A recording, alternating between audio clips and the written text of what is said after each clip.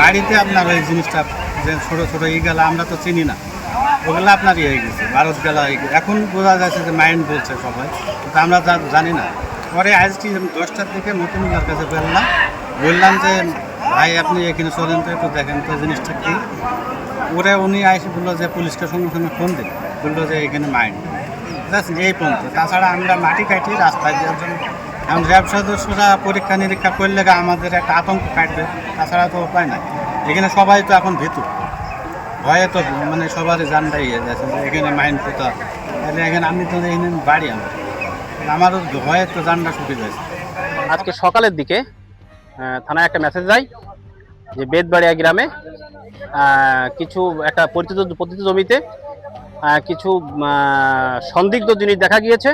তো সেই সাথে সাথে আমার ঘটনাস্থলে পুলিশ আসার পরে জনৈক নুরুজ্জামান কালুমালিথা বেদবাড়িয়া গ্রামের তার পতিত জমিতে সে ওখান থেকে মাটি কেটে রাস্তার কাজ করতেছিল।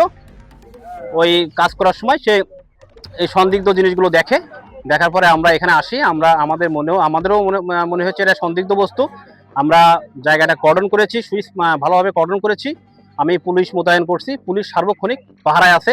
এখন এইটা আসলেই বোম কিনা সেটা আমার যেহেতু এক্সপার্ট বলতে পারবে, এটা তো আমরা তো আর এক্সপার্ট না, এক্সপার্টরা বলতে পারবে। এক্সপার্টদের ঊর্ধ্বতন কর্তৃপক্ষকে খবর দেওয়া হয়েছে, তাদের নির্দেশনা মোতাবেক এখানে সবকিছু হবে।